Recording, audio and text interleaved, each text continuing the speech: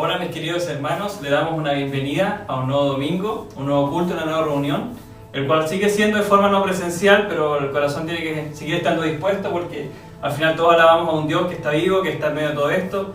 Así que los invito a poder disponer su corazón a escuchar también su palabra, que es lo importante de esta reunión, de que lo que Él nos va a hablar a nosotros, y también darle la bienvenida a los hermanos que se están sumando y a los que también lo han invitado, que no son de nuestra iglesia. También le damos la bienvenida para que puedan disfrutar este culto junto a nosotros. No estoy solo, estoy junto a mi esposa. Sí, saludarlos, amados hermanos, que el Señor los bendiga. Reconocemos que este nuevo día que tenemos es por la gracia, por la misericordia de Dios, un regalo que no merecíamos, pero que aquí estamos, rindiéndole culto a Él, y queremos que sea un tiempo de adoración, un tiempo en el que podamos exaltarlo a Él y un tiempo de bendición para nuestras vidas.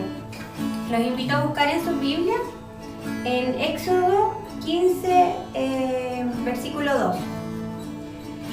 Este es el cántico de Moisés y María. Solo vamos a leer un versículo. Dice: Jehová es mi fortaleza y mi cántico, y ha sido mi salvación. Este es mi Dios, y lo alabaré, Dios de mi Padre, y lo enalteceré.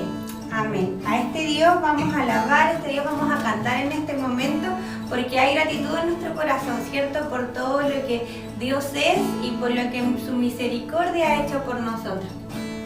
Antes de comenzar a cantar, pido que inclines tu rostro en tu casa, que cierres tus ojos y podamos entregar una oración a Dios para poder comenzar esta alabanza. Señor, en nombre de Jesús, te damos gracias por este día, Señor. Gracias, papá, porque sabemos que tú nos entregas la vida, nos entregas la salud. Gracias porque hemos visto tu economía, Señor, como tú lo has sustentado con uno de tus hijos, papá. Vemos todo esto de la pandemia, Señor, pero confiamos en ti, papá. Confiamos en que tú eres, Señor, el Dios poderoso, papá, el Dios que nos provee, el Dios que nos ayuda, Señor. Y en este día queremos agradecerte todo eso, papá, cantándote una alabanza, honrando tu nombre, papá, y también poder escuchar lo que es tu palabra, Señor. Ayúdanos a tener el corazón dispuesto para poder cantar y orar tu nombre en este momento, papá. Te amamos y te bendecimos, Señor, en el nombre de Jesús. Amén.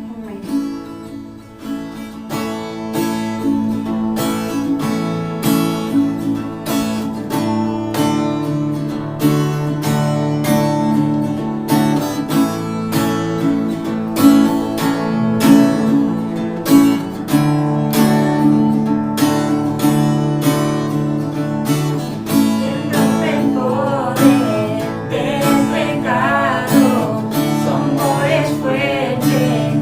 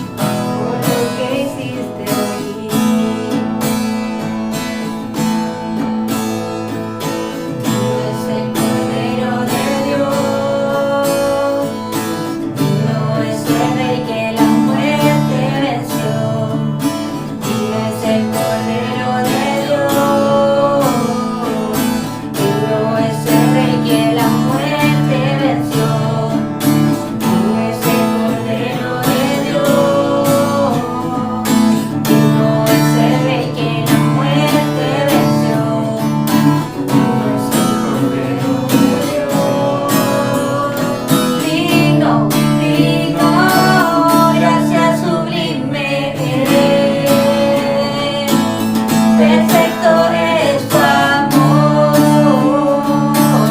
tomaste mi lugar,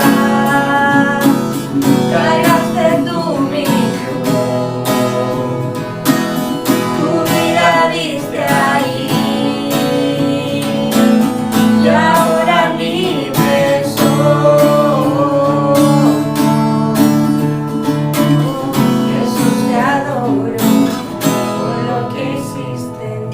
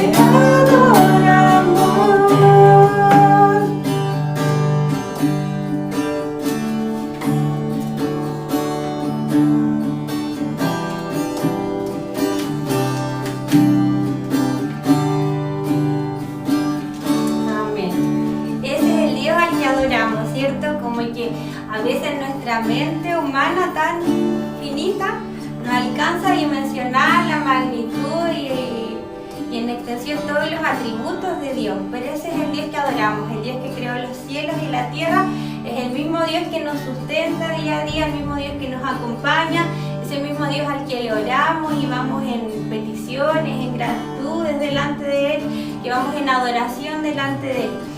Ese Dios que ha sido desde el principio es el mismo que está hoy aquí entre nosotros, al mismo al que le estamos rindiendo un culto de adoración. Es el Dios de la Biblia. Que estemos adorando al Dios de la Biblia. Que los conozcamos más a Él a través de su palabra. Vamos a hacer una oración de agradecimiento. Así que lo invitamos ahí en su casita a cerrar sus ojos, a agradecerle a Dios por todo lo que Él ha hecho, agradecerle a Dios porque yo creo que cada uno sabe lo que ha pasado en este tiempo y cómo Dios se ha manifestado en sus vidas, cómo Dios se ha hecho presente en cada una de las circunstancias, de las situaciones que nos ha tocado vivir. Así que a ese Dios vamos a orar en gratitud delante de Él. Señor, vamos delante de ti, papá, te agradecemos porque podemos cantarte, podemos ir delante de ti en oración, Señor, porque ese velo que nos separaba, mi Dios, fue roto a través de la muerte de Jesucristo, en la que hoy en día podemos entrar directamente delante del trono de la gracia, podemos ir y postrarnos delante de ti y rendirte cántico y adoración, Señor. Queremos, Señor, hacerlo con reverencia, papá, entendiendo quién tú eres, papá, entendiendo, mi Dios, que ese Dios al que adoramos, Señor, es el mismo que ha estado desde el principio y que seguirá estando, Señor. Agradecemos, mi Dios, tu presencia, Señor. Agradecemos porque podemos ir libremente delante de ti, Señor, porque nos miras con ojos de amor, con ojos de misericordia. Gracias, Señor, porque en cada una de nuestras vidas te has hecho presente, Señor, porque has estado sustentándonos, acompañándonos en cada momento, Señor. Gracias porque durante este tiempo te has revelado en la vida de cada uno de tus hijos de maneras diferentes, Señor, para que te conozcamos más, mi Dios. Gracias porque te revelas a través de las cosas visibles y de las no visibles, Señor. Gracias porque tenemos tu palabra para poder conocerte más, Señor, para que te reveles de una manera más profunda en nuestras vidas, Señor. Gracias porque te tenemos a ti, gracias porque tenemos a la iglesia, porque somos parte del cuerpo de Cristo, Señor. Gracias, mi Dios, porque hasta aquí tú has sido muy fiel con cada uno de nosotros, Señor. Porque hasta aquí, Señor, nos has ayudado, Señor. Desconocemos lo que venga el día de mañana, pero sí sabemos, Señor, que si estamos confiados en ti, podemos descansar en tus promesas, Señor. Y eso nos trae paz, nos trae esperanza, nos trae tranquilidad, Señor. Gracias te damos, mi Dios, porque cada uno de los hermanos que está mirando, Señor, de los que son parte de nuestra iglesia, de los amigos que quizás se les invitó a ver esta reunión, Señor, estoy segura que vas a entregar una palabra también de bendición, Señor, que la palabra que será expuesta por nuestro pastor, Señor, sea recibida en nuestros corazones, Señor, que tengamos una tierra fértil, mi Dios, para que pueda ser plantada en nosotros esa palabra y dar fruto, Señor. Gracias te doy por este tiempo, gracias te doy, Señor, porque tú eres Dios, mi Dios. Gracias te damos, papá, y elevamos esta oración en el nombre de Jesús. Amén. Dejamos a nuestro pastor, que va a estar presentando la palabra. Dios lo bendiga, pastor. Que el Señor le bendiga, hermanos amados. Un gusto poder vernos nuevamente un día domingo, día de culto al Señor. Qué gusto poder compartir con ustedes la palabra del Señor, saber que el Señor nos ha guardado y nos permite seguir creciendo en Él. Quiero invitarles rápidamente a que puedan abrir su Biblia en el libro de Marcos, capítulo 8, versículos 22 al 26. Son pocos los versículos que tenemos hoy por delante, de manera que los vamos a leer y los vamos a compartir. Libro de Marcos, capítulo 8, versículos 22 al 26, dice así. Vino luego a Betsaida y le trajeron un ciego y le rogaron que le tocase.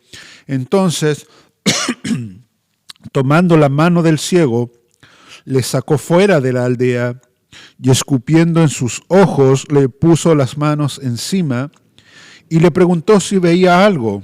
Él, mirando, dijo: veo a los hombres como árboles, pero los veo que andan. Luego le puso otra vez las manos sobre los ojos y le hizo que mirase, y fue restablecido y vio de lejos y claramente a todos. Y lo envió a su casa diciendo: no entres en la aldea ni lo digas a nadie en la aldea. Padre, te alabamos, bendecimos tu nombre, te damos gracias, Señor, por este tiempo que ya hemos tenido de alabanzas a ti, este tiempo, Señor, en comunión, donde una vez más lo recordamos, la iglesia está disgregada, está esparcida, está en sus casas, pero tú sigues siendo Dios, sigues estando en tu trono, y desde allá, desde ese lugar, Señor, nos ministras nuestra vida, ministras nuestro corazón. Yo te pido, Padre eterno, que tú esta hora nos hables a través de esta pequeña porción de la palabra que tenemos por delante. Te pido, Señor, que tú nos ministres. Te pido, Señor, que tú hagas lo que tengas que hacer con nuestra vida, Señor, en el nombre de Jesús. Amén. Amén. Capítulo 8, versículo 22 al 26. Tenemos al Señor Jesús una vez más en Betsaida. Betsaida es la ciudad donde el Señor Jesús hizo la primera multiplicación de los panes y los peces. En el día de hoy vamos a ver cómo nuestro Señor sana a un ciego, pero antes de entrar al relato, que va a ser una exposición corta, el relato no es muy largo, y es básicamente sencillo de entender, hasta un niño lo puede entender sin mayor exégesis, sin mayor explicación. Yo quiero que recordemos, hermanos, a modo de introducción, el por qué este relato está aquí. Porque no es accidente, hermanos, que este relato esté inmediatamente después de que Marco ha demostrado la ceguera espiritual de los líderes judíos en el mismo capítulo 8, versículos 11 al 13. Y también haya demostrado la ceguera espiritual, pero ahora parcial, temporal, de los discípulos en el mismo capítulo 8, versículos 14 al 21. En este capítulo 8, donde estamos hoy, Marcos nos ha dejado ver dos cosas. Por un lado, la ceguera espiritual que había en el pueblo, que había en los líderes religiosos, pero también nos ha mostrado la ceguera espiritual, pero temporal, que había en los discípulos de Jesús. Ambas cegueras están demostradas en este capítulo 8, y no es accidente que ahora, al seguir el relato, Marcos nos muestre un episodio de un ciego que viene donde Jesús, que lo traen donde Jesús para que Jesús lo sane, y Jesús lo sana de manera o en dos etapas. Este milagro está aquí para cerrar el relato de Marcos en el capítulo 8 referente a los fariseos y a los discípulos. Este es un relato, un capítulo en el Evangelio de Marcos altamente significativo. Tiene mucha riqueza teológica detrás de cada narración que nosotros podemos leer.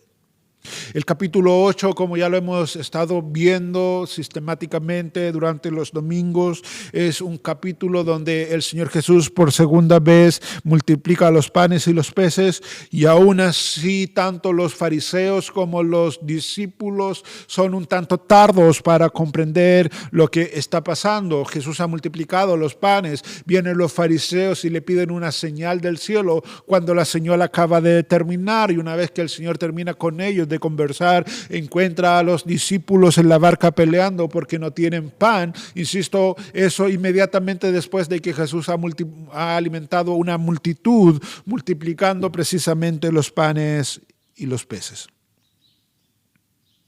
Jesús multiplica los panes. Yo te acabo de decir, vienen los fariseos y vienen a pedirle una señal del cielo para tentarle. Todo esto está en el capítulo 8. Tú lo puedes volver a leer en tu casa una vez terminado el culto, o si quieres puedes ir a la página de nuestra iglesia en YouTube. Ahí están los sermones anteriores. Pero vienen los fariseos a pedirle una señal del cielo para tentarle o para probarle, dependiendo la traducción que tú tengas en la mano. Pero sabes, la palabra detrás de tentarle o probarle en el original tiene la idea de hacerle tropezar. Ellos están pidiendo, como lo vimos la semana pasada, una señal del cielo en el capítulo 8. Los fariseos están pidiendo esta señal para poder desacreditar a Cristo. Y cuando tú miras el texto con ojos espirituales, por decirlo de alguna manera, el espíritu que está detrás de la pregunta de estos fariseos, obviamente él es Satanás. Él es el tentador, ese es su nombre, el tentador. Los fariseos acusaban a Cristo de hacer milagros, de hacer todo lo que él hacía por medio de Belcebú, el príncipe de los demonios. Sin embargo, eran ellos los que preguntaban, los que actuaban, motivados, impulsados por el espíritu de Satanás. Después de que Jesús, yo te acabo de decir, termina la discusión con estos fariseos que le vienen a pedir la señal, Jesús encuentra a sus discípulos discutiendo porque no tienen pan, y allí es donde Jesús le hace ciertas preguntas a modo de reprensión. Todas estas preguntas las vimos, insisto, la semana pasada y las estuvimos analizando una a una. Ahora solamente yo las voy a leer. Marcos 8, versículos 17 al 21. Dándose cuenta, Jesús les dijo a los discípulos que están alegando, peleando, discutiendo entre ellos: ¿por qué discutís que no tenéis pan? ¿Aún no comprendéis ni entendéis? ¿Tenéis el corazón endurecido? Teniendo ojos no veis, y teniendo oídos no oís. ¿No recordáis cuando partí los 5 panes entre los 5,000? ¿Cuántas cestas llenas de pedazos recogisteis? Y ellos dijeron 12. Y cuando partí los 7 panes entre los 4,000, ¿cuántas canastas llenas de los pedazos recogisteis? Y ellos dijeron 7. Y les dijo: ¿aún no entendéis? Ahí está todo esto relatado en el capítulo 8. La ceguera de los fariseos, que no pueden ver en Cristo la encarnación del Hijo de Dios y que constantemente están pidiendo señales, milagros. Y por otro lado, la ceguera espiritual, no como la de los fariseos, pero sí permanente, de los discípulos de Cristo. Ahora, estos discípulos, salvo Judas, son personas que han sido llamadas por Cristo, que han experimentado lo que nosotros conocemos como el nuevo nacimiento. Son hombres que están en un proceso de maduración de su fe, pero en este episodio, a estas alturas del ministerio de Jesús, nosotros nos encontramos con que estos discípulos aún tienen su entendimiento embotado. ¿Cómo? ¿Aún no entendéis? Ustedes tienen ojos y aún no pueden ver, tienen oídos pero aún no pueden oír. Esas son las preguntas del Señor Jesús. ¿Cómo puede ser posible que ustedes estén peleando porque no hay panes? No se recuerdan, y el Señor Jesús le tiene que recordar los dos episodios que Él ha multiplicado, los panes y los peces, porque tienen el entendimiento embotado. Ahora, mis hermanos, cuando nosotros vamos y leemos la palabra del Señor, vemos a estos discípulos con el entendimiento embotado, como yo te acabo de decir, y vemos la realidad de la iglesia de hoy. Lo cierto es que la realidad no es muy distinta. Hoy cuando vemos a la gran mayoría de los creyentes, nosotros nos encontramos con creyentes que tienen su entendimiento embotado, al igual que estos apóstoles lo tuvieron. Cuando nosotros miramos el mundo, nos damos cuenta de que los incrédulos están cegados, porque dice la Escritura en 2 Corintios capítulo 4, versículo 4, que el príncipe de este mundo, que es Satanás, ha cegado el entendimiento de los incrédulos para que no les resplandezca la luz del evangelio de la gloria de Cristo, la cual es la imagen de Dios. Los incrédulos están cegados por un espíritu, el espíritu de Satanás, y como están cegados no les puede resplandecer la luz del evangelio de Cristo, de la gloria, la luz del evangelio de la gloria de Cristo, el cual es la imagen de Dios. Pero los creyentes ya no estamos cegados por el espíritu de Satanás, no hemos pasado a ser parte del Espíritu Santo, hemos pasado a ser templo, del Espíritu Santo una vez que hemos ido a Cristo en arrepentimiento y fe, pero muchas veces, aún siendo hijos del Señor, tenemos el entendimiento embotado. No podemos ver lo que Cristo está haciendo. No podemos ver lo que donde Dios está obrando. Nos cuesta entender las enseñanzas de Cristo. Y esto se debe obviamente a un sinfín de factores. Déjame nombrar al menos unos 4. Número 1. Hoy nosotros vemos una carencia de discernimiento espiritual en la iglesia de Dios. Y eso la falta de discernimiento se debe a que la iglesia no se está alimentando de la palabra de Dios, como dice Hebreos 5, porque el discernimiento espiritual se produce cuando la iglesia comienza a alimentarse de la palabra del Señor. Por otro lado, hay creyentes que tienen el entendimiento embotado producto de su orgullo. Porque el orgullo no es enseñable y el orgullo generalmente deja a las personas en un estado permanente de oscuridad espiritual. Otros no están siendo lo suficientemente llenos del Espíritu Santo y no pueden, por lo tanto, discernir las cosas espirituales, porque las cosas espirituales se tienen necesariamente que discernir espiritualmente. Y por último, el embotamiento que uno ve en la iglesia de hoy se debe a la falta de santificación que hay en la iglesia. Porque entre más santificado esté una persona, con más claridad va a poder ver la obra de Dios. De manera que, con eso a modo de introducción, yo quiero que volvamos a leer los versículos que tenemos por delante hoy.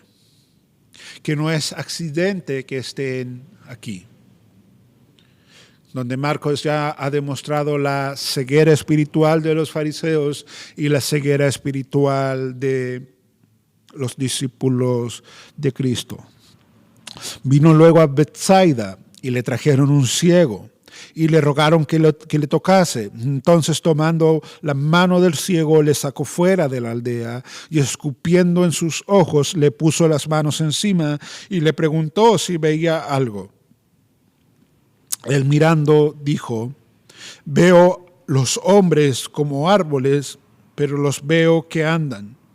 Luego le puso otra vez las manos sobre los ojos y le hizo que mirase, y fue restablecido y vio de lejos y claramente a todos, y lo envió a su casa diciendo: no entres en la aldea ni lo digas a nadie en la aldea.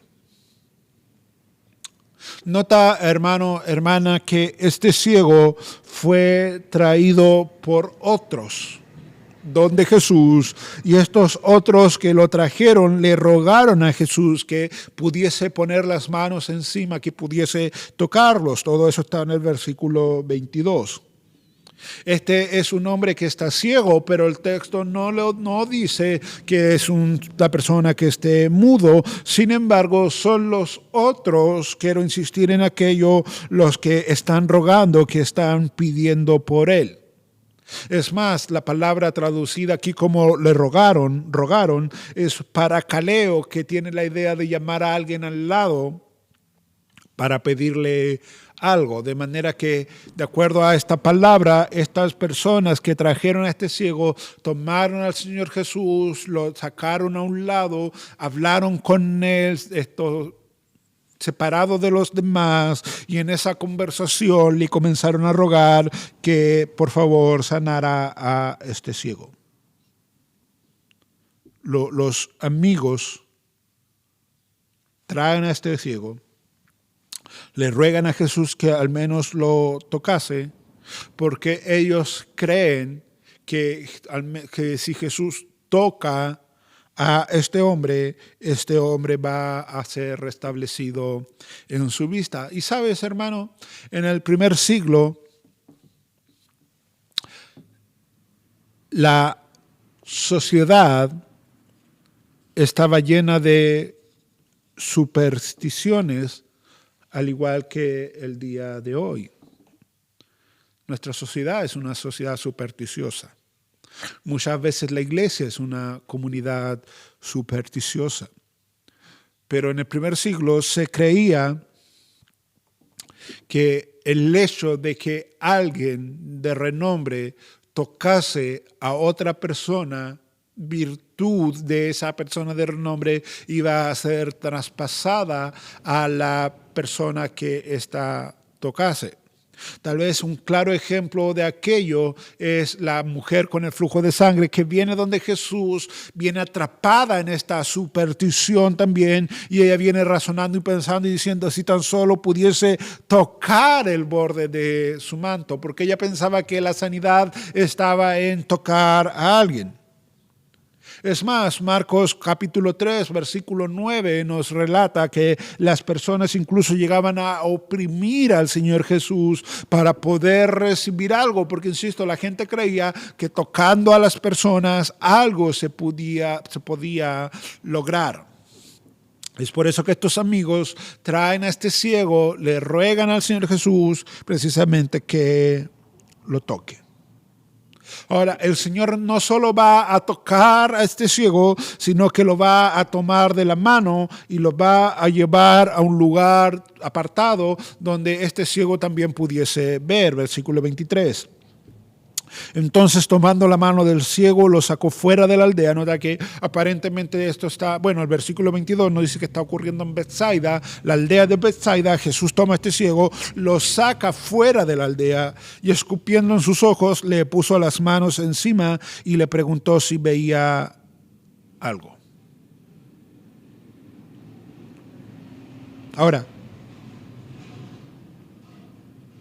esto es sorprendente, porque yo dudo que alguien entre la multitud o entre los discípulos esperaba que el Señor Jesús sane a este hombre de la manera en que lo hizo. Una manera poco tradicional. Jesús lo toma, Jesús lo saca de la aldea y una vez que están fuera, el texto dice que él escupió en los ojos del ciego y luego le puso las manos encima. No es convencional, pero sabemos también por la Escritura que no es la única vez que el Señor Jesús usó saliva para poder sanar a un enfermo. Cuando sanó al sordomudo, Jesús tocó con saliva la lengua de esta persona. Ahora, Jesús no solo va a escupir los ojos del ciego, sino que va a poner las manos sobre el ciego y le va a preguntar, ¿puedes ver algo? El versículo 24 dice que el ciego mirando dijo, veo a los hombres como árboles, algo ya sus ojos han comenzado a restablecer, pero los veo que andan. Luego le puso otra vez las manos sobre los ojos y le hizo que mirase y fue restablecido y vio de lejos y claramente a todos. Aparentemente este hombre no había nacido ciego, sino que había perdido la vista con el pasar del tiempo, porque al menos implícitamente el texto nos dice que este hombre conocía cómo lucía un árbol y cómo lucía una persona, de manera que él puede decir: yo veo a los hombres que andan, pero los veo como árboles. Ahora, en el primer siglo, algunos postulaban que ciertas enfermedades, ciertos males que alcanzaban a las personas se debían a que estas personas estaban siendo malditas por Dios. La lepra es una de esas enfermedades. El que la mujer no pudiese tener bebés se asociaba a que esa mujer estaba siendo maldecida por Dios. Y la ceguera también es otra de las enfermedades que la gente asociaba como una enfermedad directa de parte de Dios y que Dios castigaba, o como una de las formas en que Dios tenía para castigar a las personas. En otra ocasión le dice: maestro, ¿quién pecó? ¿Este o sus padres para que haya nacido ciego? ¿Tú te acuerdas del relato?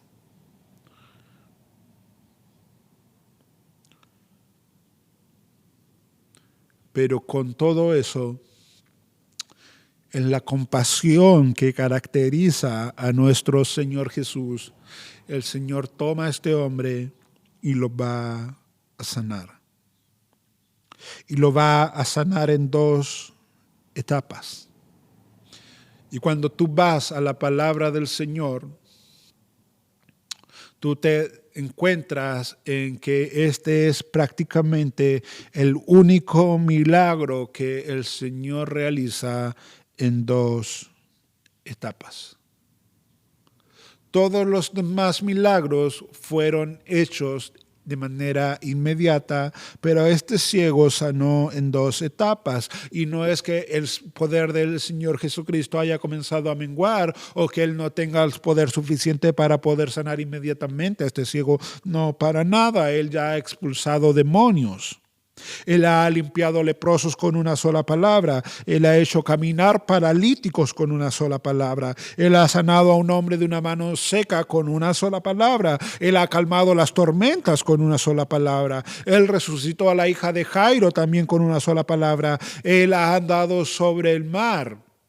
De manera que Cristo tiene poder más que suficiente para poder sanar a este ciego con una sola palabra, pero lo hizo en dos etapas, lo que, insisto, nos deja ver que no es accidente que este texto esté aquí. Él ha alimentado a miles de personas de la nada. Pero aquí nos encontramos con un ciego sanado en dos etapas. Ahora, mis hermanos, este no es el único ciego que nosotros encontramos que el Señor Jesús sana en los evangelios. En Mateo 9, versículo 27 al 32, nos encontramos con los dos ciegos. Jesús también va a sanar a Bartimeo en Marcos 10. Jesús va a sanar al ciego de nacimiento de Juan 9. Y escucha cómo el Señor sanó a cada uno de ellos. A Bartimeo, Jesús le hace una pregunta, escucha: ¿qué quieres que te haga? El ciego, que es Bartimeo, le dijo: maestro, que recobre la vista. Y Jesús le dijo: vete, tu fe te ha salvado. Y enseguida recobró la vista y seguía a Jesús en el camino. ¿Te das cuenta? Con una sola palabra Jesús va a sanar la vista de Bartimeo. Al ciego que nos relata Juan 9, Jesús lo sanó de otra manera, escucha. Dicho esto, escupió en tierra e hizo lodo con la saliva y untó con el lodo los ojos del ciego y le dijo: ve a lavarte en el estanque de Siloé, que traducido es enviado. Fue entonces el ciego y se lavó y regresó viendo. Y los dos ciegos que yo te decía que aparecen en Mateo 9, 27 al 32, Jesús los sana de una manera aún diferente a las dos anteriores. Y llegado a la casa, vinieron a él los ciegos, y Jesús les dijo: ¿creéis que puedo hacer esto? Ellos dijeron: sí, Señor. Entonces le tocó los ojos, diciendo: conforme a vuestra fe os sea hecho. Y los ciegos vieron. En el caso de Bartimeo, Jesús lo sanó con una sola palabra. En el caso de el ciego de Juan 9, la sanidad fue un poco más rara, como lo acabamos de leer. Jesús hace lodo, luego pone el lodo en los ojos de este hombre, luego lo manda, le da una orden que vaya y que se lave en un estanque determinado, y eso trae la recuperación completa de la vista. En el caso de los dos ciegos, Jesús solamente los toca y quedan sanos. Nuevamente, hermanos, todo esto para que tú entiendas que el texto de hoy del ciego que Jesús sana en 2 etapas está aquí no por accidente, sino que hay algo que el Señor Jesús quiere enseñarnos, porque toda la Escritura es inspirada por Dios. Y como es inspirada por Dios, Dios no solo inspiró el contenido, sino que inspiró también el orden en que los eventos iban a ser contados, de manera que cada vez que nosotros estamos frente a un pasaje de la palabra del Señor, tenemos que preguntarnos qué nos quiere enseñar. ¿Por qué esto está aquí y no en otro lado? ¿Qué tiene que ver esto con lo anterior? Eso es estudiar los textos en su contexto. Señor, ¿por qué tú inspiraste este texto? ¿Por qué tú permitiste que este texto quede aquí? Bueno, y yo creo que este pasaje está aquí, en primer lugar, y obviamente para dejarnos enseñanzas. Y la primera enseñanza que yo creo que podemos rescatar desde el texto de hoy es una enseñanza básica, pero que está en la palabra. Y es que ningún ciego puede ver a Dios ni el reino de Dios sin la intervención de Dios. Ningún ciego puede ver a Dios ni el reino de Dios sin la intervención de Dios. Dios tiene que sacarnos de las tinieblas, tomarnos de la mano como tomó a este ciego, llevarnos a la luz admirable para que nuestros ojos sean abiertos, hermanos, porque no depende de nosotros, depende de Dios. Eso es lo que dice Juan en el capítulo 1, versículos 2 y 13. Mas a todos los que le recibieron, a los que creen en su nombre, les dio potestad de ser hechos hijos de Dios, los cuales no son engendrados de sangre, ni de voluntad de carne, ni de voluntad de varón, sino de Dios. ¿Te das cuenta? Para que nuestros ojos sean abiertos, para que nosotros podamos ver la hermosura de Dios, podamos ver el reino de Dios, cómo este es, cómo este funciona, cómo este se expande. Necesitamos la intervención de Dios, porque no depende de nosotros. Nosotros estamos en tinieblas, nosotros vivimos en tinieblas, nosotros hemos llegado a este mundo en pecado, y si Dios no interviene vamos a terminar todos condenados, porque la paga del pecado es muerte. De manera que este pasaje está aquí para enseñarnos que nadie puede ver a Dios ni el reino de Dios sin la intervención de Dios. Si Dios no le abre los ojos a este ciego hubiese permanecido ciego. Pero hay algo más. Una vez que Dios abre nuestros ojos, ¿sabes? Nosotros en cierta manera quedamos como este ciego. Señor, yo veo, pero lo primero que veo son hombres que son como árboles. ¿Y cómo tú sabes que son hombres y no árboles? Bueno, Señor, porque yo los veo que andan. Versículo 24. Este ciego, los ojos fueron abiertos. Cristo está abriendo paulatinamente los ojos y él comenzó a ver, pero sabes, no está viendo claramente, tiene una visión limitada.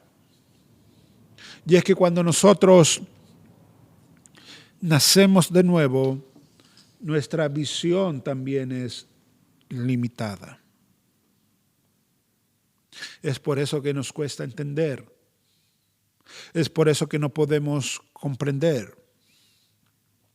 Ahora, ¿sabes, hermano? En realidad, nuestra visión siempre va a ser limitada. Escucha cómo lo dice Pablo en 1 Corintios capítulo 13, versículo 9 al 12.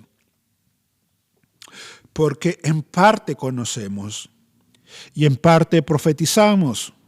Mas cuando venga lo perfecto, entonces lo que es en parte se acabará. Cuando yo era niño, hablaba como niño, pensaba como niño, juzgaba como niño. Mas cuando ya fui hombre, dejé las cosas que eran de niño. Versículo 12, ahora vemos por espejo oscuramente. Mas entonces veremos cara a cara. Ahora conozco en parte, pero entonces conoceré como fui conocido. ¿Te das cuenta?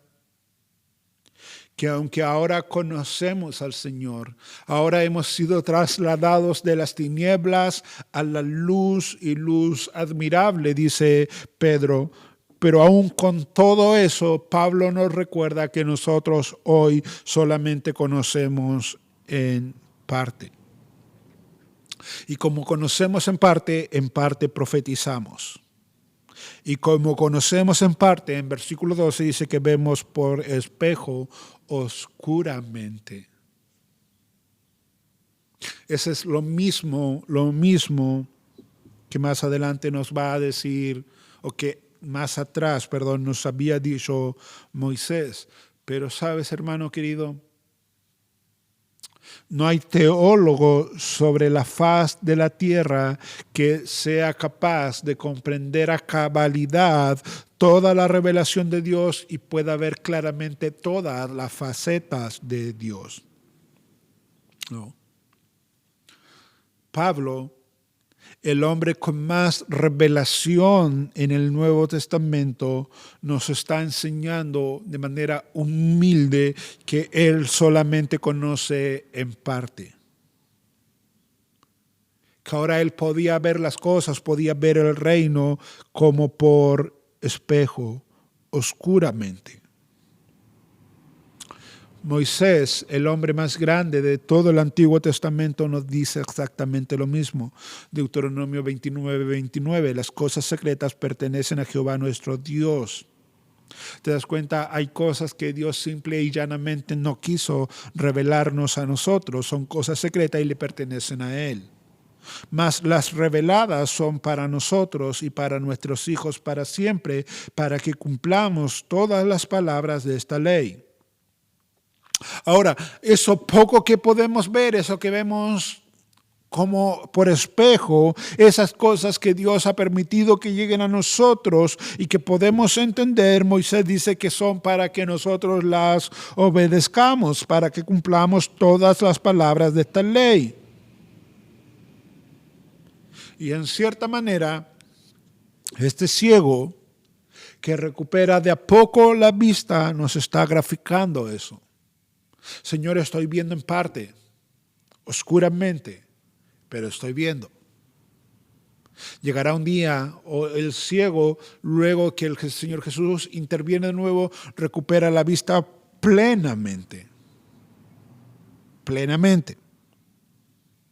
Ahora, hermanos, hoy nosotros vemos a Dios veladamente, pero sabes, Él en este momento nos ve como un producto o una obra terminada. Si tú puedes ver a la persona que está siguiendo el servicio contigo, al lado tuyo, pueden ser tus hijos, puede ser tu esposa, puede ser tu esposo, puede ser quien sea. Y tú lo ves y lo primero que vas a ver tal vez son sus defectos. Pastor, yo estoy con fulano, yo estoy con fulana y en realidad fulano y fulana, ay, tengo que tener paciencia con él o con ella. Porque nosotros solamente en el presente podemos ver lo que nuestros ojos nos dejan ver. Pero sabes, Dios que tiene la visión desde la eternidad y hasta la eternidad, Él está viendo a cada uno de sus hijos y Él lo está viendo como un producto, como una obra terminada. Versículo 12, ahora vemos por espejo oscuramente, mas entonces veremos cara a cara. Ahora conozco en parte, dice Pablo, pero entonces conoceré como fui conocido. Wow. ¿Te das cuenta? Porque el que comenzó la buena obra en nosotros, la perfeccionará hasta el día de Jesucristo. Gloria al Señor. El Señor Jesús sana a este ciego. Versículo 26. Dice que lo envió a su casa diciendo, no entres en la aldea, no entres en Betsaida, ni le digas a nadie en la aldea. La pregunta es, ¿por qué Jesús le dice a este hombre que no vuelva a entrar en la aldea? Que implícitamente el texto también nos está diciendo que este ciego no vivía en Betsaida, porque es ilógico que el Señor le diga, vete a tu casa, pero no entres en la aldea. Es como si yo le dijera, váyanse a su casa, pero no entren en Osorno, siendo que ustedes, la gran mayoría que me está viendo, que está siguiendo el servicio, vive en Osorno. Aparentemente este ciego estaba en Betsaida, en la aldea, como pidiendo limosna para poder subsistir. La pregunta, insisto, es por qué Jesús le dice a este hombre que no vuelva a entrar a la aldea. Y antes de verla, ¿sabes, hermano? Constantemente el Señor Jesús está haciendo sanidades y milagros y les está diciendo, ¿sabes qué? No le digas a nadie. Y el texto dice que la gente sale y comienza a anunciar y a proclamar lo que Cristo está o había hecho, cómo ellos habían sido sanados, que Él lo había sanado, por qué lo habían sanado. Pero si tú leíste bien el texto conmigo al comienzo, tú te das cuenta de que nada de eso ocurre. A este ciego se le dice una orden y este ciego la cumple. Nuevamente, no es accidente, no es casualidad. Este texto nos quiere enseñar algo profundo. Y para ver esa enseñanza más cabalmente, yo te voy a invitar a que tú abras conmigo tu Biblia en Mateo capítulo 11, versículos 20 al 24. Mateo 11, 20 al 24. Dice así. Entonces comenzó a reconvenir a las ciudades en las cuales había hecho muchos de sus milagros, porque no se habían arrepentido. Ve poniendo atención. Diciendo, ay de ti Corazín, ciudad número 1. Ay de ti Betsaida, ciudad número 2, donde estamos hoy. Porque si en Tiro y en Sidón se hubieran hecho los milagros que han sido hechos en vosotros, tiempo ha que se hubieran arrepentido en silicio y en ceniza. Por tanto os digo que en el día del juicio será más tolerable el castigo para Tiro y para Sidón que para vosotras. ¿Quiénes son esas vosotras? Nuevamente, Corazín, Betsaida. Y tú, Capernaum, la ciudad base del Señor Jesús. Y tú, Capernaum, que eres levantada hasta el cielo, hasta el Hades, serás abatida, porque si en Sodoma se hubieran hecho los milagros que han sido hechos en ti, habría permanecido hasta el día de hoy. Por tanto, os digo que en el día del juicio será más tolerable el castigo para los de la tierra de Sodoma que para ti. 3 ciudades donde el Señor Jesús hizo gran parte de sus milagros: Corazín, Betsaida, donde estamos hoy, y Capernaum. Ahora nota que el texto comienza con una reconvención del Señor Jesús. Versículo 20. Entonces comenzó a reconvenir a las ciudades en las cuales había hecho muchos de sus milagros porque no se habían arrepentido. Estas ciudades habían sido testigos de grandes milagros de Jesús, pero con todo y eso ellas seguían en su incredulidad. Está Capernaum. Yo te acabo de decir, la ciudad donde Jesús más tiempo estuvo. Es la ciudad donde generalmente Jesús enseñaba en la sinagoga. Es en la ciudad donde Jesús sanó al siervo de un centurión romano. Es la ciudad donde Jesús sanó a un paralítico que todo el mundo pudo ver ese milagro. Es aquí donde Jesús resucitó, que no es menor, a un hijo de un oficial del rey. En Capernaum es donde Jesús liberó muchas personas endemoniadas. Fueron tantas las cosas que Jesús hizo en Capernaum que tiempo después, cuando él fue a su tierra natal, a Nazaret, los nazarenos le pedían que hicieran lo que ellos habían escuchado que Jesús hacía en Capernaum. Lucas 4, 23 dice, él les dijo, sin duda me diréis este refrán, médico, cúrate a ti mismo, de tantas cosas que hemos oído que se han hecho en Capernaum, haz también aquí en tu tierra. Fueron tantas las cosas que Jesús hizo en Capernaum que la fama de esos milagros llegaron a otros lugares. Betsaida. Yo partí diciendo en este sermón que fue la ciudad donde Jesús hizo la primera multiplicación de los panes y los peces. Pero Mateo nos dice que en Betsaida se hicieron muchos milagros, al punto de que si una parte de aquellos se hubiesen hecho en Tiro y en Sidón hubiese habido un arrepentimiento nacional. Porque tú tienes que entender que Jesús hizo muchas cosas que no están registradas en la palabra del Señor, como lo dice en Juan 21, 25.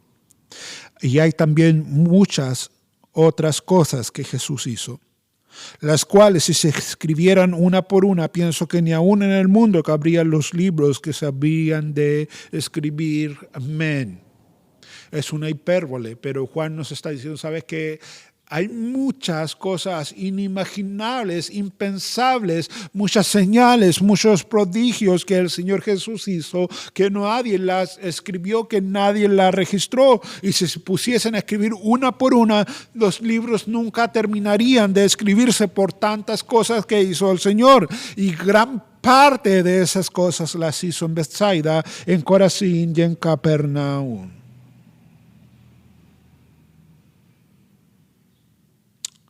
Ahora, cuando Cristo sana a este ciego, Cristo le dice, no entres a Betsaida y no le digas a nadie en esa aldea lo que aquí ha sucedido. Porque hermanos, y esto lo veíamos también la semana pasada, el ministerio de Cristo en Betsaida ha finalizado. Betsaida escuchó todo lo que tenía que haber escuchado. En Betsaida se hicieron todos los milagros que tenían que haber sido hechos y la gente no se había arrepentido. Jesús ya había abandonado a los fariseos en su incredulidad. Nuevamente lo vimos la semana pasada. Y ahora va a hacer lo mismo con esta ciudad. De hecho, desde el capítulo 9 en adelante, capítulo 9, capítulo 10 de Marcos, prácticamente está relatado lo que es la última semana de la vida de Jesús. Por lo tanto, aquí ya el Señor Jesús está diciendo, ¿saben qué? Con Betsaida yo ya terminé. Betsaida ya no va a escuchar más. Betsaida ya no va a ver nada más, al punto que Jesús le dice a este hombre que no entre en la ciudad y que no le dé testimonio a los de la ciudad de lo que había pasado. Y como yo te decía, cada vez que Marcos nos dice o nos relata que Jesús le prohíbe a una persona dar testimonio, las personas iban igual y daban testimonio. Pero con este ciego eso no sucede. Y yo creo, hermanos, que es un buen momento para recordar esto. Si hay algo que nosotros tenemos que aprender en la palabra del Señor, es que Dios no va a lidiar para siempre con el pecado de las personas. Hay un punto en la historia de las personas o en la historia de las ciudades y de las naciones incluso, donde la gracia de Dios es retirada y los hombres son dejados en sus pecados a la espera del juicio. Hay un punto en que el hombre y la mujer que por bastante tiempo ha sido expuesta al mensaje del Evangelio, pero no responde favorablemente al Evangelio que ha sido expuesta, hay un punto en que ese hombre, esa mujer es dejada en la condición en la que está esperando el juicio final de Dios. Juicio que comienza cuando Dios comienza a retirar la gracia de esa persona, de ese hombre, de esa mujer, de esa ciudad, de esa nación. Hay un punto, mis hermanos, en que Dios cierra, por decirlo gráficamente, sus ojos y cierra sus oídos al clamor de las personas, a la vista de las personas, para que éstas ya no puedan arrepentirse de sus pecados. Pastor, pero no estamos en tiempo de la gracia. No dice el texto que cuando abundó el pecado, sobreabundó la gracia. Sí, es verdad. Pero sabes, la gracia y la paciencia de Dios no son eternas. Dios es eterno, su gracia y su paciencia no lo son. Escucha cómo lo dice o lo decía R.C. Sproul, uno de los grandes teólogos contemporáneos que hace poco tiempo partió a la presencia del Señor. La gracia de Dios no es infinita. Dios es infinito y Dios es misericordioso. Experimentamos la gracia de un Dios infinito, pero la gracia no es infinita. Dios pone límites a su paciencia y tolerancia. Él nos advierte una y otra vez que algún día caerá el hacha y su juicio será derramado.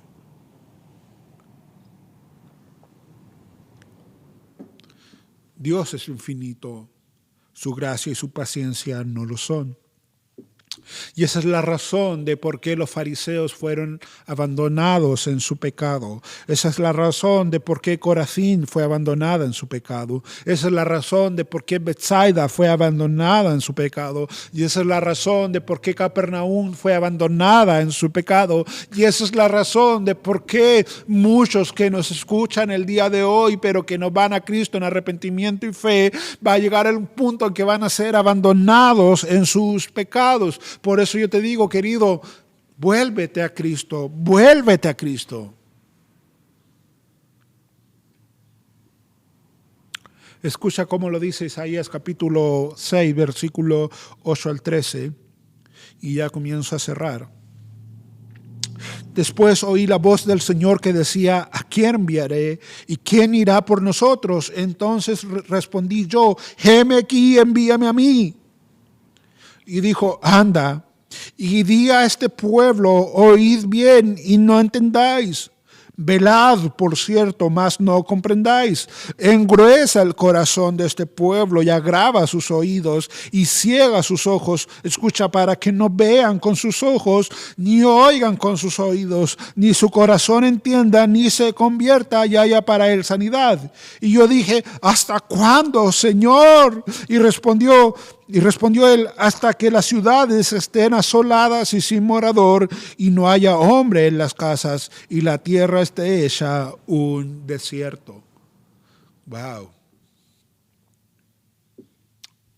¿Por qué? Porque no quieren escuchar. Porque cuando escuchan no se quieren arrepentir. Porque aún escuchando el Evangelio, no vienen a Cristo en arrepentimiento y fe. Hermanos, no es accidente que cuando tú vas al Nuevo Testamento, tiempo de la gracia, el autor de Hebreos diga 3 veces de manera urgente, si oyeres hoy su voz, no endurezcáis vuestro corazón. Si tú oyes la voz de Dios hoy, no endurezcas tu corazón, porque sabes, esa voz no va a estar para siempre hablándote. Esa voz no va a estar para siempre disponible para que tú vengas a Cristo. No, tú cuando escuchas la voz de Dios tienes que ir en arrepentimiento y fe, pero no endurezcas tu corazón. Porque cuando una persona, hermanos queridos, decide deliberadamente ignorar la palabra de Dios, decide cerrar sus oídos al llamado que Dios constantemente le está haciendo al arrepentimiento y fe, ¿sabes? La culpa de esa persona es intensificada en gran manera. Es mucho mejor no haber oído de Cristo que haber oído y no obedecido. Déjame decirlo de nuevo. Es mucho mejor no haber oído jamás de Cristo que haber oído y no haber obedecido. Capernaum, Betsaida, Corazín. Va a llegar el día del juicio donde Dios va a ser más clemente con ciudades como Tiro, como ciudades como Sidón, con ciudades como Sodoma, Gomorra, porque que con Capernaum, contra Tiro, contra Betsaida, contra Corazín, perdón. Porque ellos escucharon y no oyeron, y les hubiese sido mejor no haber oído, no haber visto, que haber visto todo lo que vieron y oyeron, todo lo que oyeron, que escucharon, porque no obedecieron. Dice el libro de Hebreos, capítulo 10, versículo 26 al 27. Porque si pecaremos voluntariamente después de haber recibido el conocimiento de la verdad,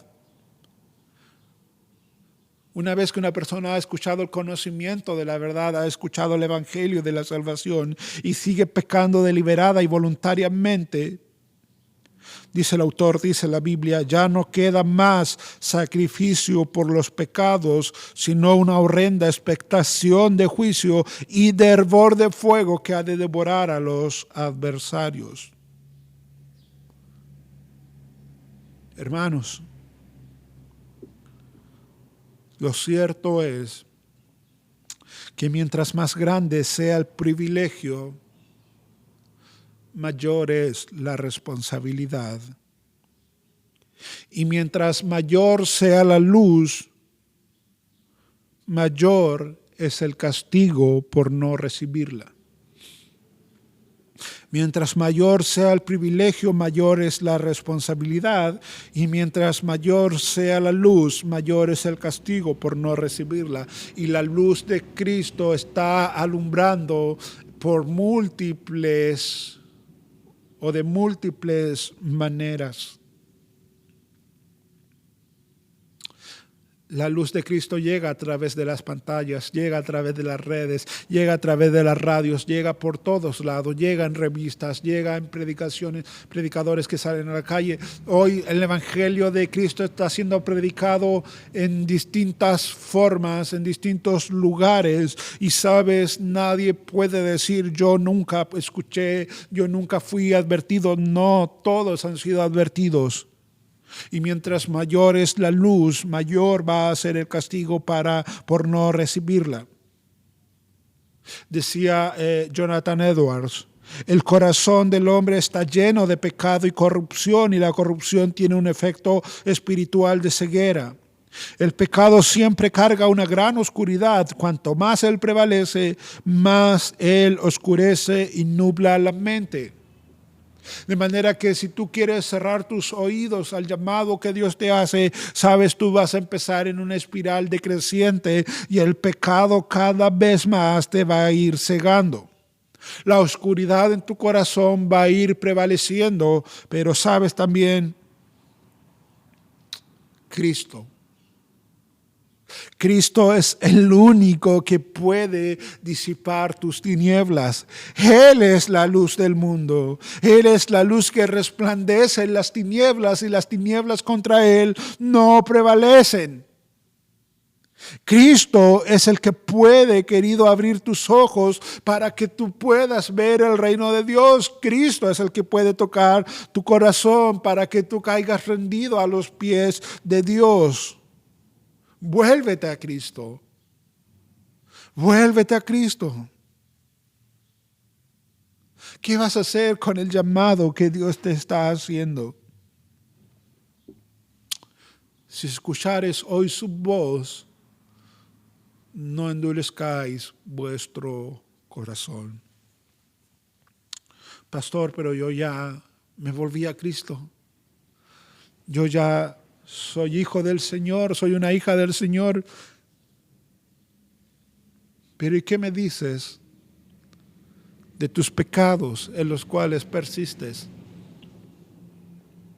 Y de todas las veces que el Señor te está llamando al arrepentimiento, a dejar, a soltar esos pecados. También necesitas volverte a Cristo. También necesitas ser sensible a la voz de Dios. Padre, te doy gracias porque tú eres el que ha abierto los ojos de nuestro entendimiento. Estábamos ciegos en tinieblas, perdidos, pero Cristo, que es la luz del mundo, penetró nuestra vida, nuestra alma, nuestra mente, nuestro corazón, y está disipando cada una de las tinieblas que allí habían. Sí, Señor, gracias por Cristo. Gracias por Cristo, porque Él es nuestra esperanza, una esperanza viva, una esperanza real, una esperanza verdadera. Gracias por Cristo. Gracias por la palabra de Cristo. Señor, bendice tu iglesia, bendice a mis hermanos, a mis hermanas. Cumple tus propósitos en cada una de ellas, Señor, de ellos. Y oro, Señor, por si hubiera alguien escuchándonos que no se ha arrepentido, que no ha entregado su vida, no la ha llevado a los pies de Cristo. Oro para que tu Espíritu Santo, oh Dios amado, quebrante los corazones que tengan que ser quebrantados. Oh Señor, haznos ver la urgencia que tenemos de volvernos a ti. Oh Señor, ¿a quién iremos si solo tú tienes palabras de vida eterna? Oh Señor, obra tú en las vidas. Obra tú en las vidas de aquellos, Señor, que necesitan, de aquellos, Señor, que no han endurecido sus corazones. Obra tú, Padre, para la gloria de tu nombre. Oramos en el nombre de Jesús. Amén y amén. Hermanos amados, que el Señor les bendiga. Antes de terminar mi participación en este servicio, yo quiero llamar a la iglesia, a mis hermanas y a mis hermanos varones. Mañana lunes comenzamos como iglesia un desafío. Dice la palabra del Señor que Él ha puesto su nombre y su palabra sobre todas las cosas. Y nuestro desafío como iglesia mañana va a ser encontrarnos con Dios en su palabra. Todos vamos a estar remando, permítame la expresión gráfica, hacia el mismo norte. Mujeres y hombres de la iglesia leyendo por igual la palabra de manera sistemática, compartiendo unos con otros lo que el Señor nos va hablando. Yo quiero motivarte, hermano, sabes, esto tiene que ver con la esencia misma del llamado que Dios nos ha hecho. A veces nos excusamos en que no tenemos tiempo, nos excusamos de que estamos muy ocupados y ciertamente a veces nos faltan horas para hacer todo lo que tenemos que hacer, pero sabes,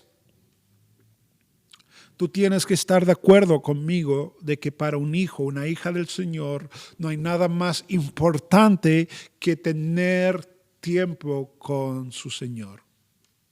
Todo lo demás es secundario. Todo lo demás es secundario y puede ser postergado.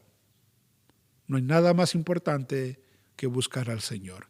Yo quiero motivarte, hermana amada. Yo quiero motivarte, hermano querido, a que tú te sumes. Las mujeres van a comenzar, los hombres van a comenzar. Y quiero llamar a los hombres también que nos puedan estar escuchando. Tenemos un grupo de WhatsApp donde vamos a estar compartiendo nuestra lectura, donde se le va a estar enviando las pautas para leer todo esto de aquí en adelante. Y si tú quieres sumarte a esto, tú dices, pastor, yo quisiera sumarme, yo no tenía idea, pastor, yo no soy de la iglesia, pero yo participo con ustedes a través de internet y quisiera participar de este reto que ustedes tienen como iglesia, ¿sabes? Vas a ser bienvenido. Es un tiempo simple, leer la palabra, meditar en la palabra, compartir con los hermanos qué te está hablando el Señor vía su palabra. ¿Sabes? Cuando esto comienza a ocurrir, Dios comienza a avivar su obra en medio nuestro. Esperamos que sea un tiempo de refrigerio. Volvámonos al Señor. Como oraba el profeta, Señor, vuélvenos a ti y nos volveremos. Si tú dices, pastor, yo no tengo tiempo, yo te invito a que tú le digas, Señor, ayúdame a ordenar mis tiempos para volverme a lo primordial, a lo principal. Así que, hermanos, que el Señor les bendiga. Le dejo la invitación a todos los que se quieran sumar. Nos vemos. Dios bendiga su palabra y le damos gracias al pastor también por exhortarnos semana a semana lo que es la palabra de Dios. Vamos a cantar Cordero y León.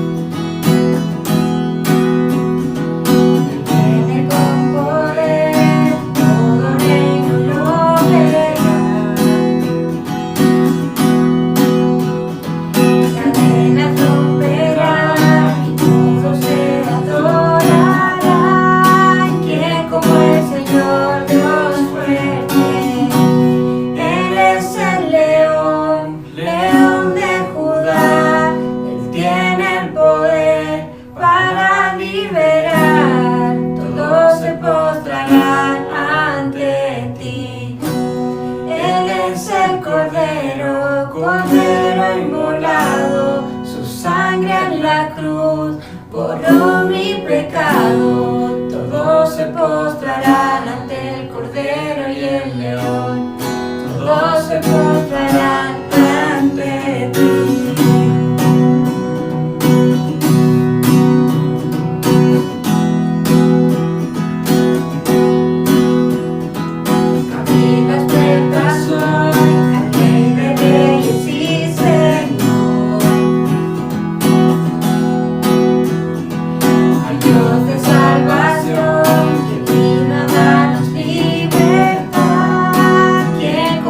Señor Dios.